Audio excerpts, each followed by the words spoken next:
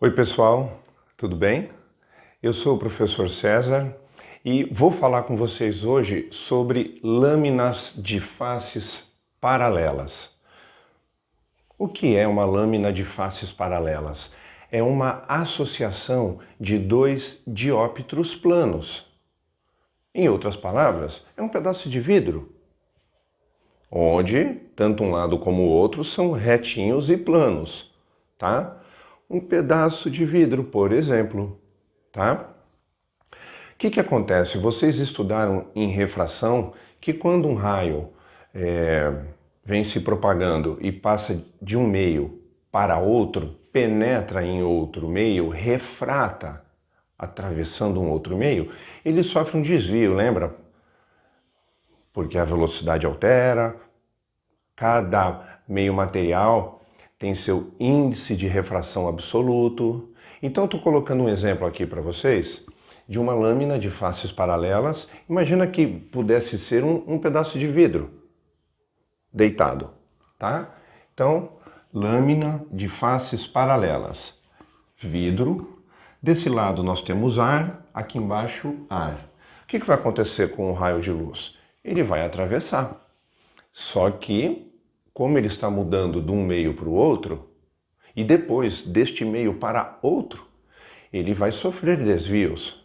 E aí você precisa lembrar como que os raios se comportam na refração. Vamos rever isso aqui? Vamos lá.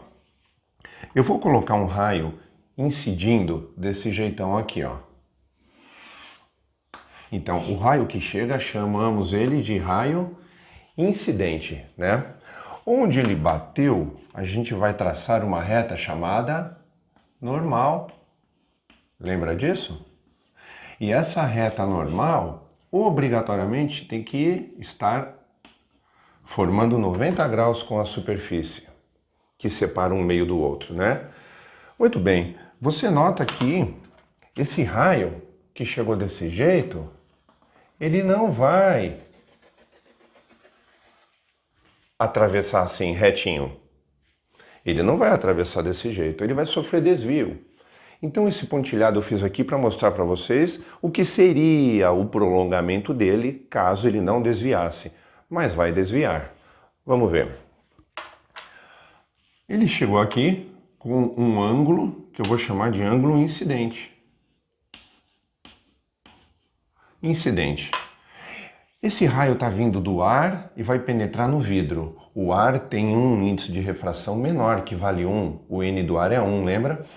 O vidro é maior. Não sei quanto é o do vidro, mas é maior, porque o ar tem um índice de refração menor, junto com o vácuo, é claro. Então, o que acontece? Quando um raio vem de um meio com um índice de refração menor e atravessa para um meio de índice de refração maior, ele sofre um desvio, aproximando da reta normal. Então, olha o que esse raio ia fazer. Ia desviar desse jeito, fazendo surgir aqui um ângulo de refração. Um ângulo de refração, que nós podemos calcular esse ângulo de refração pela lei de Snell-Descartes, lá da matéria de refração. Beleza? Ok. Como essas lâminas são paralelas, esse raio que refratou a primeira face, você percebe que é o mesmo que vai chegar, que vai incidir na segunda face? Pois bem, nós temos aqui, essa é a primeira face. E aqui nós temos a segunda face. Então é isso. O raio refratou, né? Do ar para o vidro. E aí a gente nota que esse raio refratado torna-se incidente na segunda face. Beleza, então se ele bateu aqui, ele vai sofrer outra refração. Isso. Então aqui eu traço uma outra reta normal. Também formando 90 graus, com a superfície de separação dos meios. E aí a gente vai lembrar do seguinte, que quando um raio vem de um meio maior, que tem um índice de refração absoluto maior, e passa para um menor, ele desvia. Só que agora, afastando da reta normal. Sempre assim, né, gente? Então, o que ele vai fazer? Isso aqui. Matematicamente, pessoal, nós temos aqui, ó, esses dois ângulos iguais. Certo? Tá aí, ó. Alterno e interno, ângulos alterno e interno, né? Se essas faces são paralelas, esse ângulo é igual a esse. Muito bem. Veja só. O intuito agora é a gente determinar esse ângulo, que eu vou chamar de E. Ângulo emergente. Emergente, pessoal, é o que sai, né? Imerso é dentro, emerso é fora. Beleza. Se essas lâminas são paralelas, se esse meio é igual a esse meio, bom, esse ângulo será igual a esse. Sem novidades. Mas se aqui eu tivesse, por exemplo, água aqui embaixo, esse ângulo seria diferente desse. E eu teria que calcular esse ângulo, sabe como? Pela lei de Snell-Descartes. De novo, só que olhando esse pedacinho. Tá? De novo, a lei de Snell-Descartes. Do vidro para o ar. Aí a gente ia calcular isso aqui.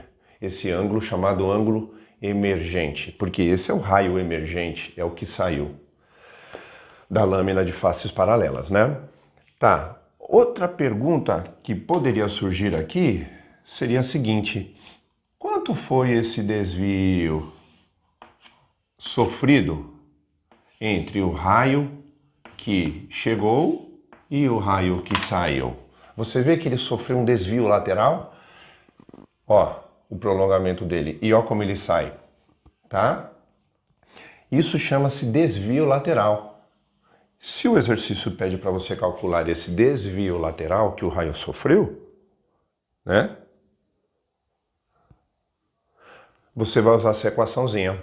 D, desvio lateral, é igual a E, espessura da lâmina. Espessura da lâmina vezes seno, entre parênteses, o ângulo de incidência e o ângulo menos o ângulo de refração, sobre o cosseno do ângulo de refração. É assim que a gente vai trabalhar em lâminas de faces paralelas, tá? Então continuem comigo, porque faremos exercícios sobre esse assunto, tá bom, pessoal? Valeu!